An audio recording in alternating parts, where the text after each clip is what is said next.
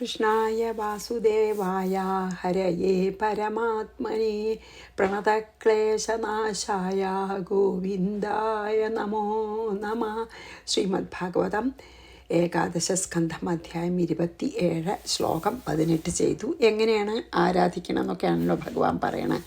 അപ്പോൾ കഴിഞ്ഞ 2 ശ്ലോകത്തിൽ നമ്മൾ എന്താ പറഞ്ഞാൽ വെച്ചാൽ ജലത്തിനെ ജലം കൊണ്ടുതന്നെ തർപ്പണം ചെയ്യാം, ഇങ്ങനെയുള്ള സൂര്യനെ ആണെങ്കിലും മതി.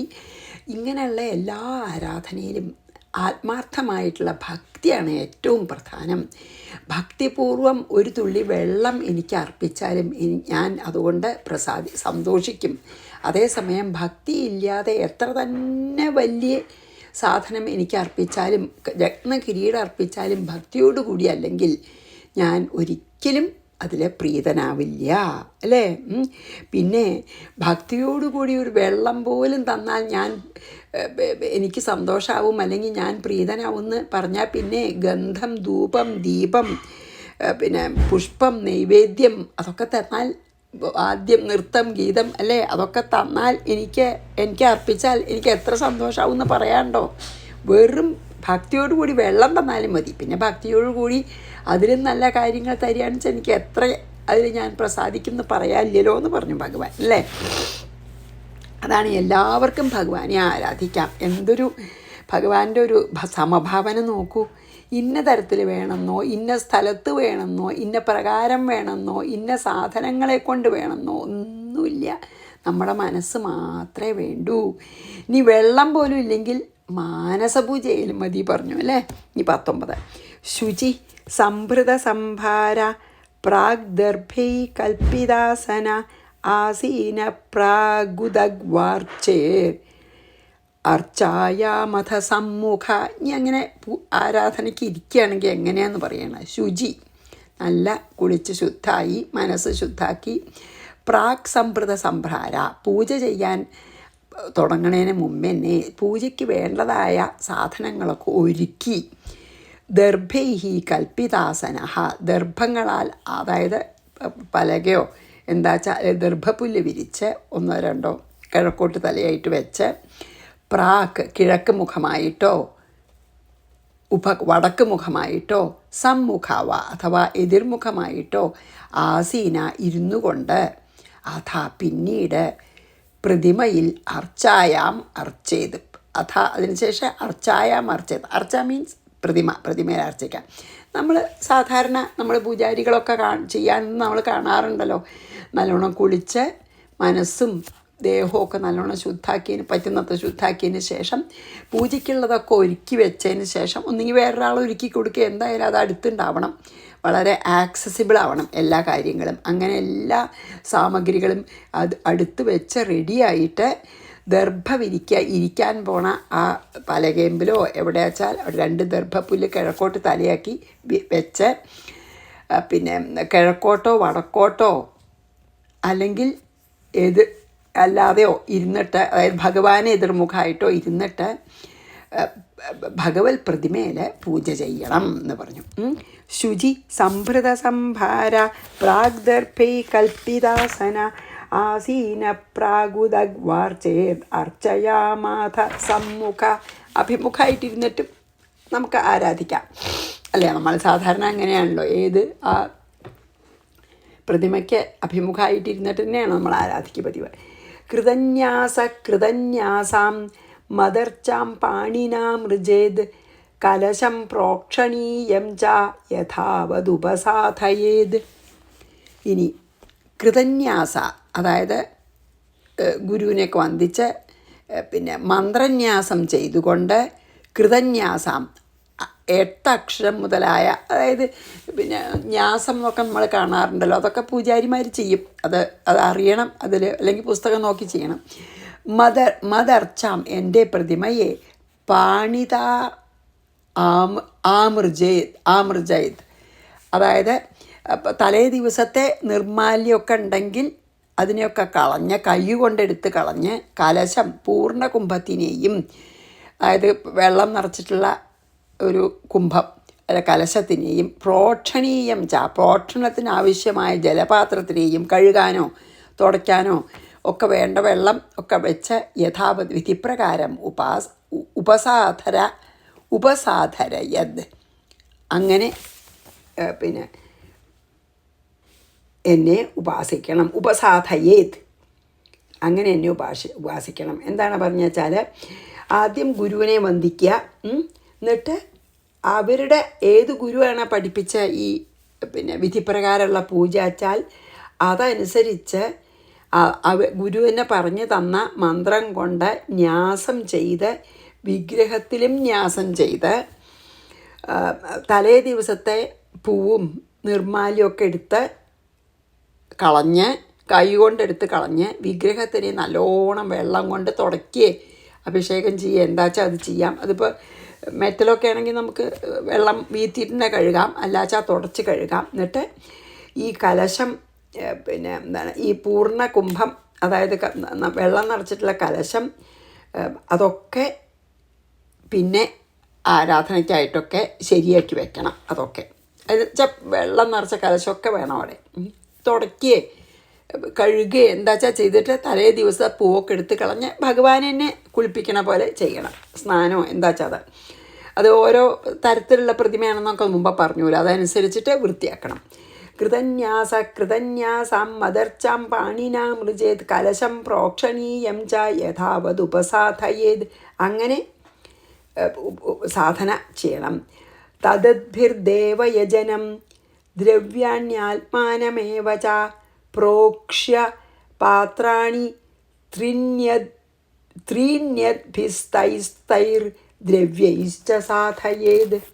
ഇതിലെന്താ പറയണ വെച്ചാൽ 20 21 വേണ്ട, 20 പറയാം. അതോ പിന്നെ തദ്ഭി, ആ പ്രോക്ഷണത്തിന് വേണ്ട ജലം വെച്ചാൽ കഴുകാൻ വേണ്ട ജലത്തിൽ ദേവയജനം, ദേവപൂജാ മണ്ഡപത്തിനെയും ദ്രവ്യാണീച്ച പൂജാദ്രവ്യങ്ങളെയും ആത്മാനം അവനവനെ തന്നെയും ഏവ പ്രോക്ഷ്യ, നമ്മളിങ്ങനെ തളിക്കുകയൊക്കെ ചെയ്യുമല്ലോ. അതായത് നമ്മൾ പൂജയ്ക്കെടുക്കാൻ പോണ എല്ലാ പുഷ്പങ്ങളെയും അവിടെ വെച്ചിട്ടുള്ള എല്ലാ സാധനങ്ങളെയും ഒന്ന് ഈ കലശത്തിലത്തെ വെള്ളം കൊണ്ടൊന്ന് തളിക്കുക അവനവനെയും. പാദാർഘ്യാഹ പ്രോക്ഷിച്ചുകൊണ്ട് ആ ദ്രവ്യങ്ങളെയുമൊക്കെ. അതാണ് ഇപ്പോൾ ഇതിൽ പറഞ്ഞത്. എന്താണ് പറഞ്ഞത്? അതായത് ഈ നമ്മൾ പൂജയ്ക്ക് ഉപയോഗിക്കുന്നതിനൊക്കെ അത്ര ശുദ്ധി വേണമെന്നുണ്ട്. അതാണ് പറഞ്ഞത്. പിന്നെ ജലം തളിച്ച് ശുദ്ധാക്കാനുള്ള വെള്ളം ഒരു കുടത്തിലെടുത്ത് നിറച്ച് വെക്കണം. എന്നിട്ട് അവനവനെയും അവിടെ വെച്ചിട്ടുള്ള ഭഗവാനെ അർപ്പിക്കാനും അതിനെ പൂജയ്ക്ക് ഉപയോഗിക്കുന്ന എല്ലാ ദ്രവ്യങ്ങളെയും വെള്ളം തളിച്ച് ശുദ്ധിയാക്കണം. അതൊക്കെ നമ്മൾ കാണുന്നതാണല്ലോ. തദർഭിദേവയജനം ദ്രവ്യാണ്യാത്മാനമേവ ച പ്രോക്ഷ്യ പാത്രാണി ത്രീണ്യദ്ഭിസ്തൈസ്തൈർദ്രവ്യൈശ്ച സാധയേത്. അതൊക്കെ ആ ഗുരു പഠിപ്പിച്ചിട്ടുണ്ടാവും. അതൊക്കെ ഒരു വിധിയുണ്ടേ, അതുപോലെ ചെയ്യണം. പാദ്യാർഘ്യാചമനീയാർത്ഥം ത്രീണി പാത്രാണി ദൈശികഃ ഹൃദാ ശീർഷ്ണാ ച ശിഖയാ ഗായത്ര്യാ ചാഭിമന്ത്രയേത്. പിന്നെന്താ പറഞ്ഞ? പാദ്യാർഘ്യാചമനീയാർത്ഥം, പാദ്യം അർഘ്യം ആചമനീയം ഇവയ്ക്കായിക്കൊണ്ട്, അതായത് കാല് കഴുകിക്കാനും കുടിക്കാനും കൊടുക്കാനും കുൽക്കുഴിയാൻ കൊടുക്കാനും ഒക്കെ വേണമല്ലോ. അതിനൊക്കെ ആയിക്കൊണ്ട് ത്രീണി പാത്രാണി, പ്രത്യേകം 3 പാത്രങ്ങളെ, ചെറിയ ചെറിയ പാത്രമായാലും മതി. ഈ കലശത്തിലത്തെ വെള്ളം ഉണ്ടല്ലോ, ഈ കുടത്തിലത്തെ വെള്ളം കൊണ്ട്, ശുദ്ധമായ വെള്ളം, അതുകൊണ്ട് 3 പാത്രം നിറച്ച് വയ്ക്കണം. എന്തിന്? ഒന്ന് അർഘ്യത്തിന്, ഒന്ന് പാദ്യത്തിന്, ഒന്ന് ആചമനീയത്തിന്. തൈ അതിനാവശ്യമായ ദ്രവ്യങ്ങളെ കൊണ്ട് സാധയെ സംസ്കരിക്കണം. അതൊക്കെ ശുദ്ധിയാക്കണം കേട്ടോ. പിന്നെ ദേശിക, പിന്നീട് ഈ പൂജിക്കുന്ന ആരാധകൻ ത്രീണി പാത്രാണി, ആ 3 പാത്രങ്ങളെയും ക്രമമായിട്ട് ഹൃദാശീഷ്ണ, ഓം ഹൃദയായ നമ, ഓം ശിരസൈ സ്വാഹ, ശിഖായ നമ, ഓം ശിഖായൈ വഷട്ട്, ഇങ്ങനത്തുള്ള മന്ത്രം പലതുമുണ്ട്. അതൊക്കെ ഉപയോഗിച്ച് ഗായത്രിയാൽ എല്ലാറ്റിനെയും അഭിമന്ത്രണം ചെയ്യണം.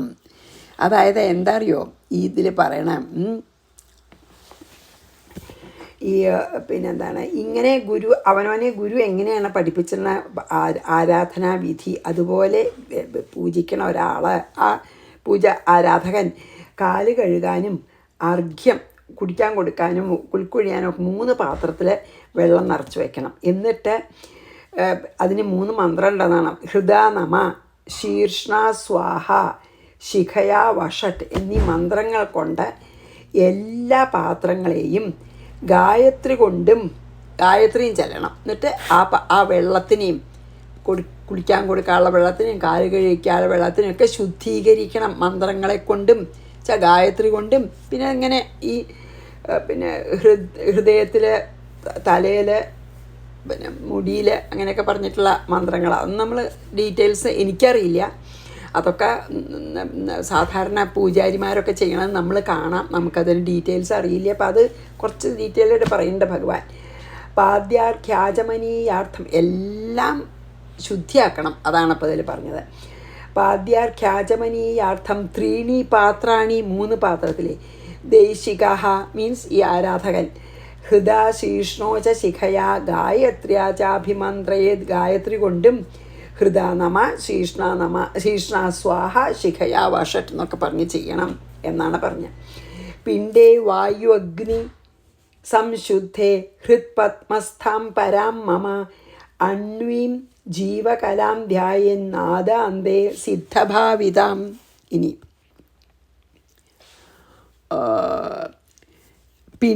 പിണ്ഡെ ശരീരം എന്നത് വായുഅഗ്നി സംശുദ്ധേ,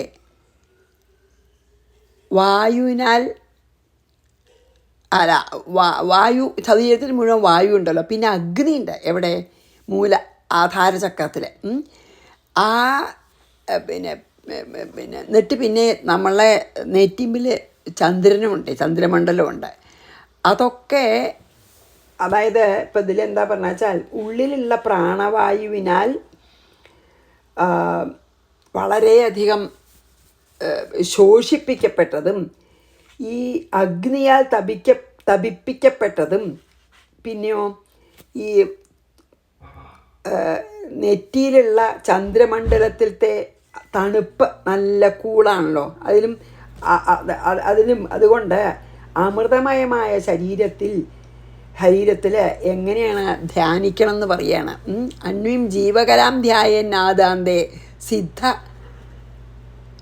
അതാണ് ധ്യായൻ നാദാന്തേ സിദ്ധഭാവിതാം. എന്നിട്ട് പിന്നെ ഇങ്ങനെ ഹൃദയകമലത്തിലിരിക്കുന്നതും വളരെ ശ്രേഷ്ഠമായതും പരാം നാദാന്തേ സിദ്ധഭാവിതാം, അതായത് നാദം, അതായത് എന്താണ് ഈ ശബ്ദബ്രഹ്മം, അതായത് ഓംനെ അകാരം ഉകാരം മകാരം ബിന്ദു അങ്ങനെയുള്ള പ്രണവത്തിൻ്റെ പിന്നെ നാദത്തിൻ്റെ അവസാനത്തിൽ സിദ്ധന്മാരാൽ ധ്യാനിക്കപ്പെട്ടതും, അതായത് ഓം എന്നുള്ളതിനെയാണ് ധ്യാനിക്കുക അവസാനം. അണ്വീം വളരെ സൂക്ഷ്മമായതുമായ മമ ജീവക കാലം എൻ്റെ ജീവനെ അംശമാക്കിയിട്ടുള്ള ആ വിഗ്രഹത്തിനെ ധ്യാനിക്കണം എന്ന് പറയാണ്.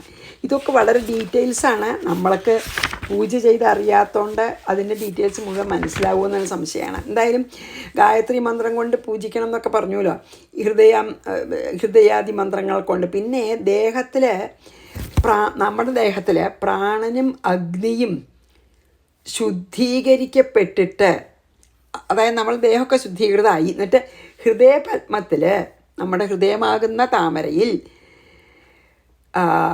നമ്മൾ പരമസത്യവും, അത് ജീവകല പറയണ്ടേ ഇല്ലേ, അതായത് പരമസത്യവും ഇങ്ങനെയെല്ലാം ശുദ്ധീകരിച്ചതിന് ശേഷം നമ്മുടെ ബോഡിയും കൂടിയും വായുവും പ്രാണവായുവും, പ്രാണായാമമൊക്കെ ചെയ്യും, പ്രാണവായുവും നമ്മുടെ അകത്തുള്ള ജഠരാഗ്നിയും ഒക്കെ ശുദ്ധാക്കും. നമ്മുടെ പിന്നെ പ്രാണായാമം ചെയ്തപ്പോൾ പ്രാണവായു ശുദ്ധമായി, പിന്നെ ജഠരാഗ്നിയും നമ്മളെ തപിപ്പിച്ച് ശുദ്ധാക്കും. അങ്ങനെ ശുദ്ധമായ ദേഹത്തിൽ ഉള്ളിലിരിക്കണ ആ പത്മത്തിൽ, നമ്മുടെ അങ്ങനത്തെ ഉള്ള ഹൃദയമാകുന്ന പത്മത്തിൽ പരമസത്യവും അതിസൂക്ഷ്മം, അണു പറഞ്ഞില്ലേ, അതിസൂക്ഷ്മമായ ജീവകലയെ ധ്യാനിക്കണം. മീൻസ് ആത്മാവിനെ ധ്യാനിക്കണം.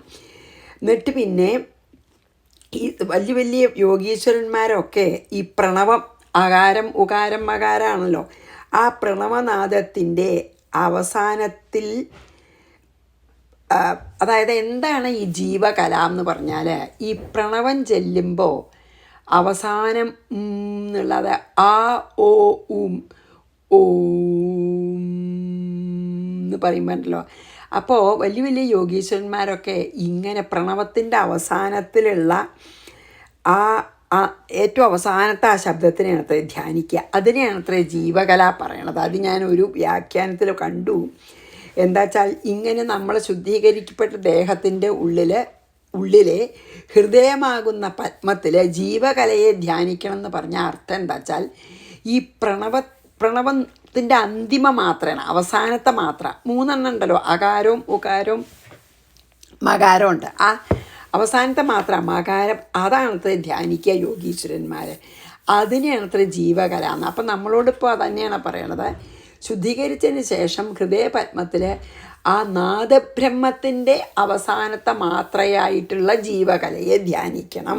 ആത്മാവന്നെയാണ്. എന്താ വെച്ചാൽ ശബ്ദബ്രഹ്മത്തിനെ ധ്യാനിക്കണം എന്ന് നമുക്ക് പറയാം. ചുരുക്കി പറയാച്ചാൽ നമ്മൾ ആ ശബ്ദബ്രഹ്മം പ്രണവം തന്നെയാണ്. പക്ഷെ അന്തിമ മാത്രമാണ് അത്ര ജീവകല പറയുക. അതിനെ ധ്യാനിക്കണം എന്നാണ് ഇപ്പോൾ ഇതിൽ പറയണത്.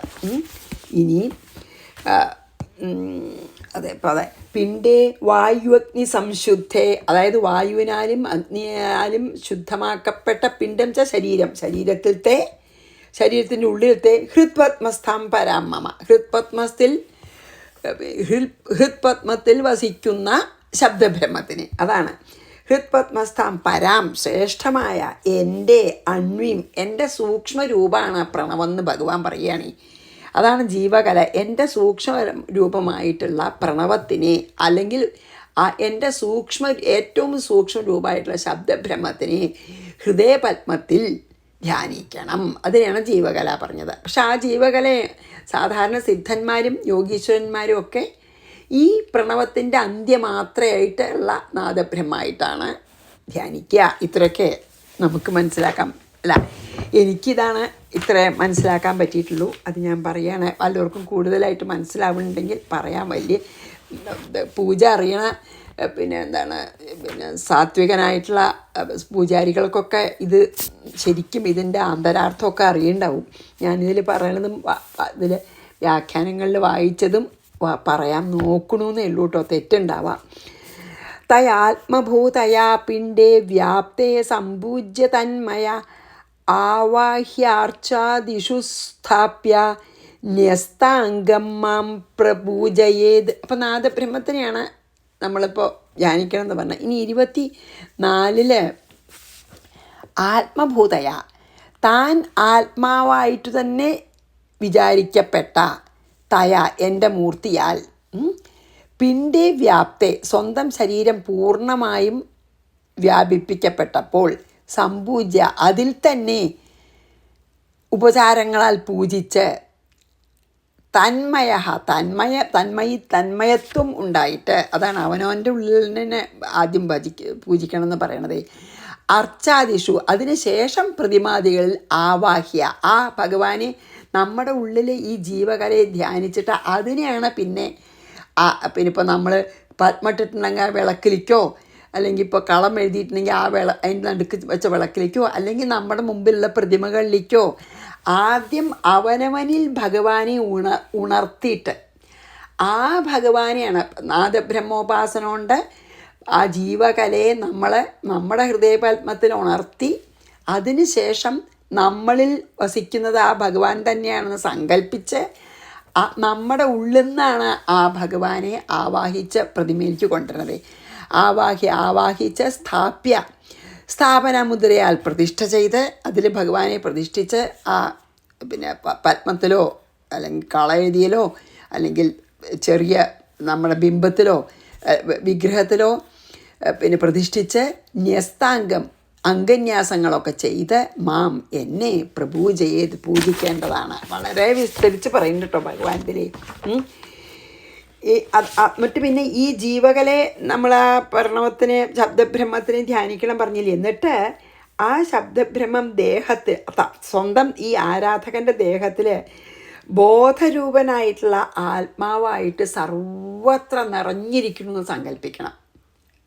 ഈ ആരാധകൻ ആ ജീവകല നാദബ്രഹ്മത്തിനെ ധ്യാനിച്ചിട്ട് അതിനൊരു ഉറപ്പ് വരുന്ന സമയത്ത് ഈ ആരാധകൻ എന്ത് വിചാരിക്കണം? തൻ്റെ ദേഹത്തിൽ ആ അഖണ്ഡബോധരൂപനായിട്ടുള്ള ആത്മാവായിട്ട് ഭഗവാൻ സർവത്ര നിറഞ്ഞു നിൽക്കുന്നതായിട്ട് സങ്കല്പിക്കണം.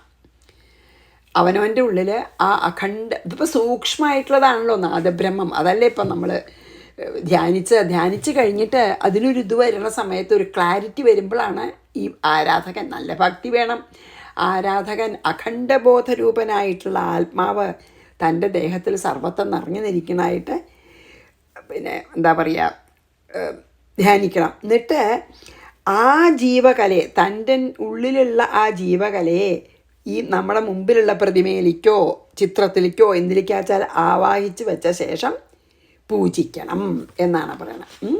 അങ്ങനെയാണ് വേണ്ടതാണ്. ആദ്യം നാദബ്രഹ്മത്തിനെ ജീവകലയെ ധ്യാനിച്ച് ആത്മാവ് തൻ്റെ ദേഹം മുഴുവൻ നിറഞ്ഞിരിക്കുന്നു എന്ന് സങ്കല്പിച്ച് ആ ചൈതന്യത്തിനെ നമ്മുടെ മുമ്പിലുള്ള പൂജാ വിഗ്രഹത്തിലേക്കോ ചിത്രത്തിലേക്കോ എന്തിലാച്ചാൽ ആവാഹിച്ച് അതിനെ അവിടെ ഉറപ്പിച്ച് മുദ്ര കൊണ്ടൊക്കെ ഇപ്പം ഈ താന്ത്രിക പൂജയിൽ മുദ്രകളൊക്കെ ഉണ്ട്, മുദ്രകളെ കൊണ്ടൊക്കെ ഉറപ്പിച്ച് അംഗന്യാസമൊക്കെ ചെയ്ത് അവിടെ എന്നെ അങ്ങനെ പൂജിക്കേണ്ടതാണ് എന്ന് പറഞ്ഞു. ഇനി 25ഉം 26ഉം ഒന്നിച്ചാണ്, അതും കൂടി ചെയ്യാം. എങ്ങനെ പൂജിക്കണമെന്നും കൂടി പറഞ്ഞിട്ട് നമുക്ക് നിർത്താട്ടോ. പാദ്യോപസ്പർശാർഹണാദീനുപചാരാൻ പ്രകൽപ്പയേത് ധർമാദിഭിശ്ച നവഭി കൽപ്പയിത്വാസനം മമ പത്മമഷ്ടദളം തത്ര കർണികാകേസരോജ്വലം ഉഭാഭ്യാം വേദതന്ത്രാഭ്യാം മഹ്യം തൂഭയസിദ്ധയെ. എങ്ങനെയാണ് ഇത് ചെയ്യേണ്ടതെന്നാണ് പറയുന്നത്. പൂജ ധർമാദിഭി അതായത് ധർമ്മം ഇത്യാദി എന്ന് പറയുമ്പോൾ എന്താ അറിയോ, ധർമ്മം, ജ്ഞാനം, വൈരാഗ്യം, ഐശ്വര്യം എന്നിവ കൊണ്ടും അതാണ് പറഞ്ഞത്. അതായത് നോക്കൂ, ഇതിൽ ധർമാദിഭി പറയണ്ട. അപ്പം അഗ്നി, നിർവൃതി, വായു, ജ്ഞാനം, വൈരാഗ്യം, ഐശ്വര്യം, എന്താ പറയുക, തെക്ക്, പടിഞ്ഞാറ്, കിഴക്ക്, വടക്ക് ദിക്കുകളിൽ കാലുകളുടെ ഉപരിയായി അധർമ്മം, അജ്ഞാനം, അനൈശ്വര്യം, അവൈരാഗ്യം എന്ന അതൊക്കെ അത്ര ഡീറ്റെയിൽസിക്ക് നമുക്ക് ഉണ്ടാക്കിയാൽ നവഭി 8 ദിക്കുകളിലും നടുവിലും ഒക്കെ ഇതുണ്ടെന്ന് സങ്കല്പിച്ച് ശക്തി മമ ആസനം, എനിക്ക് ആസനത്തെയും തത്ര അതിൽ, അതായത് ഭഗവാന് ആസനം ഒരു പീഠം കൊടുക്കണതായിട്ട് സങ്കല്പിക്കണേ, കൊടുക്കണം ഭഗവാനെ ഇരുത്താൻ. കർണിക കേസരോജ്വലം, അതായത് പൂവിൻ്റെ നടുക്കുള്ള അതിനാണ് കർണിക പറയുക. കർണികയിലും കേസരത്താലും അവയിൽ സൂര്യചന്ദ്ര വന്യമണ്ഡലങ്ങളാലും പ്രകാശിക്കുന്ന, നമ്മൾ പറഞ്ഞുവല്ലോ ധ്യാനിക്കുമ്പോൾ സൂര്യമണ്ഡലവും ചന്ദ്രമണ്ഡലവും വന്യമണ്ഡലവും ഉള്ളത്. അപ്പോൾ ഈ കർണിക നമ്മുടെ ഹൃദയപത്മത്തിലെ അഷ്ടദളം 8 ദളങ്ങളുള്ള പത്മത്തിനെ കൽപ്പയിത്വ ഭാവിച്ച് ഉഭയസിദ്ധയെ വേദത്തിലത്തെ മന്ത്രങ്ങളും തന്ത്രത്തിലത്തെ മന്ത്രങ്ങളും ഉപയോഗിച്ച് നമുക്ക് നല്ല ഭക്തി ഉണ്ടാവാനും നമുക്ക് മോക്ഷം കിട്ടാനും തന്ത്രാഭ്യാം ഉപാഭ്യാം വേദം തന്ത്രം എന്ന രണ്ടിനാലും മഹ്യം എനിക്ക് പാര്യോപസ്പർശനാർഹണാദീൻ പാദ്യം ആചമനം അർഘ്യം മുതലായ ഉപചാരങ്ങളെ പ്രകൽപ്പയേത്. അതായത് ആദ്യം പറയണത് ഭഗവാന് ഒരു ആസനം കൊടുക്കേണ്ടതാണ് കേട്ടോ പറഞ്ഞത്. എന്താണ് ചുരുക്കി പറയാച്ചാൽ, ഈ പ്രതിമയിൽ നമുക്ക് അർഘ്യവും പാദ്യവും ആചമനവും ഒക്കെ ചെയ്യണം. അതായത് കാല് കഴുകുക, വെള്ളം കുടിക്കാൻ കൊടുക്കുക, ഭക്ഷണം കൊടുത്തു കഴിഞ്ഞിട്ട് ആചമനം ചെയ്യാൻ ഒക്കെ ഉണ്ട്. കയ്യും കാലും ഒക്കെ കഴുകാനൊക്കെ കൊടുക്കണമല്ലോ. അപ്പോൾ ഈ കർണികാ കേസരങ്ങളോട് കൂടിയിട്ട്, അതായത് നടുക്ക് പൂവിൻ്റെ നടുക്കുള്ള ഭാഗത്തിനാണ് കർണിക, എന്നിട്ട് പിന്നെ പൂമ്പൊടി ഉണ്ടാവുമല്ലോ. കർണികാ കേസരങ്ങളോട് കൂടി 8 ഇതളുള്ള ഒരു താമരയെ സങ്കല്പിക്കണം. എന്നിട്ട് നമുക്ക് ഭക്തി കിട്ടാനും അല്ലെങ്കിൽ ഇഹപര സുഖങ്ങൾക്കായിട്ടും ഭക്തിക്കും മോക്ഷത്തിനുമായിട്ട് വേദത്തിലത്തെ തന്ത്രങ്ങളിലത്തെ മന്ത്രങ്ങൾ ഉപയോഗിച്ച് അതിൽ ആ അഷ്ടദള പത്മത്തിൽ ഇരിക്കുന്ന എന്നെ ധ്യാനിക്കണം എന്നാണ് പറഞ്ഞത്. അപ്പോൾ അതിൻ്റെ ഡീറ്റെയിൽസിലേക്ക് ഞാൻ പോണില്ല, കാരണം 1-2 വ്യാഖ്യാനത്തിൽ എന്താ അറിയോ പറയണത്, അതായത് ധർമ്മം, ജ്ഞാനം, വൈരാഗ്യം, എന്താണ് വൈശ്രവണയിൽ കുറച്ച് നന്നായി കുറച്ചും കൂടി നമുക്ക് മനസ്സിലാവാൻ പറഞ്ഞിട്ടുണ്ട്. എന്താ അറിയോ, ധർമ്മം, ജ്ഞാനം, വൈരാഗ്യം, ഐശ്വര്യം എന്നിവ കൊണ്ടും വിമല, ഉത്കർഷണി മുതലായ 9 ശക്തികൾ കൊണ്ടും എനിക്കിരിക്കുവാനുള്ള ആസനവും അതിൽ 8 തലങ്ങളുള്ള ഒരു പീഠം എന്തെങ്കിലും, ആ പീഠത്തിൽ നമ്മൾ വിചാരിക്കുക, ആസനം വെച്ചാൽ അവിടെ പീഠം വിചാരിക്കാം, ആ പീഠത്തിൽ 8 എതളുള്ള 8 എതിലുള്ളത് നല്ല ഭംഗിയുള്ള കർണികയോടുകൂടിയും നല്ല കുഞ്ഞു കുഞ്ഞ് അല്ലികളോട് കൂടിയിട്ടുള്ള ഒരു എന്താ പറയുക താമരപ്പൂവ് സങ്കല്പിച്ചിട്ട് അതിൽ നമ്മൾ ധ്യാനത്തിന് പറഞ്ഞില്ലേ, സൂര്യമണ്ഡലവും ചന്ദ്രമണ്ഡലവും അഗ്നിമണ്ഡലവും സങ്കല്പിച്ചിട്ട് ആ പത്മത്തിലിരിക്കുന്ന ഭഗവാനാണെന്ന് ഇനി അത് അടുത്ത ശ്ലോകത്തിൽ പറയും എങ്ങനത്തെ ഭഗവാൻ. ആ പത്മത്തിലിരിക്കുന്ന ഭഗവാനെ താന്ത്രികമായ മന്ത്രങ്ങൾ കൊണ്ടും വേദമന്ത്രങ്ങൾ കൊണ്ടും നമ്മുടെ ഇഹപര സുഖങ്ങൾക്കായിട്ടും ഭക്തി നൽകുന്നതിനായിട്ടും മോക്ഷം നൽകുന്നതിനായിട്ടും ഒക്കെ നമ്മൾ ഈ ഇങ്ങനെയുള്ള കർണികയിൽ അല്ലെങ്കിൽ 8 തലമുള്ള പത്മത്തിലിരിക്കുന്ന ഭഗവാന്റെ എങ്ങനത്തെ ഭഗവാന്റെ എന്ന് ഇനി പറയിട്ടോ, സുദർശനം ഒക്കെ പിടിച്ചിട്ടുള്ളതെന്ന് പറയും. അപ്പം അങ്ങനെ ആ ആസനം നമ്മൾ കൊടുത്തു. ആ ആസനത്തുമ്പിൽ ഇരിക്കുന്ന ഭഗവാന് കാല് കഴുകുക, പാദ്യം, അർഘ്യം, ആചമനം ഒക്കെ അർപ്പിക്കണം എന്ന് പറഞ്ഞ് നമുക്കിവിടെ നിർത്താം. ഇന്നത്രേ സമയമുള്ളൂ. അടുത്ത പ്രാവശ്യം കുറച്ചും കൂടി കണ്ടിന്യൂ ചെയ്യാം. ശ്രീകൃഷ്ണാർപ്പണമസ്തു. സർവത്ര ഗോവിന്ദനാമ സങ്കീർത്തനം. ഗോവിന്ദ ഗോവിന്ദ. അപ്പോൾ ഇത് നമുക്കിപ്പോൾ എന്താ പറയുക, ആ ആസനത്തിൻ്റെ ഡിസ്ക്രിപ്ഷനെ ശരിക്കും പറഞ്ഞുള്ളൂ. എന്നിട്ട് അതിലിരുന്നതിന് അതിൽ ഭഗവാനെ എങ്ങനത്തെ ഭഗവാനെ ഇരുത്തിയതിന് ശേഷം പാദ്യവും അർഘ്യവും ആചമനീയം ചെയ്യണമെന്ന് ഇനി അടുത്ത ശ്ലോകങ്ങളേ വരുള്ളൂ. അപ്പോൾ ഇതിൽ ഭഗവാന് എല്ലാ ശക്തികളും കൂട്ടിച്ചേർത്തൊരാസനം കൊടുക്കണം. അതാണിതിൽ പറയാ, ധർമ്മം, ജ്ഞാനം, വൈരാഗ്യം, ഐശ്വര്യം എന്നിവ കൊണ്ടും പിന്നെ വേറെ പല ശക്തികളെ കൊണ്ടും 9 ശക്തികൾ എന്ന് പറയുന്നുണ്ട്. അതുകൊണ്ട് എനിക്കിരിക്കാനുള്ള ആസനം ഉണ്ടാവണം. എന്നിട്ട് അതിൽ 8 തലമുള്ള പത്മത്തിൻ്റെ ഉള്ളിൽ ഞാനിരിക്കുകയെന്ന് സങ്കല്പിച്ചിട്ട് മന്ത്രങ്ങൾ കൊണ്ട് നിങ്ങൾക്ക് ഇഷ്ടമുള്ളത് ആഗ്രഹമുള്ളത് പ്രാർത്ഥിച്ച് പൂജിക്കണം എന്നാണ് പറഞ്ഞത്. അപ്പോൾ നമുക്ക് ഇവിടെ നിർത്താം തൽക്കാലം. എനിക്കതിലും ഡീറ്റെയിൽസ് കിട്ടാൻ പറ്റിച്ചാൽ ഞാൻ നോക്കാം. ശ്രീകൃഷ്ണാർപ്പണമസ്തു. സർവത്ര ഗോവിന്ദനാമ സങ്കീർത്തനം. ഗോവിന്ദ ഗോവിന്ദ. ഗുരുവായൂരപ്പാ ശരണം. സമസ്താപരാധം ക്ഷമസ്വമേ.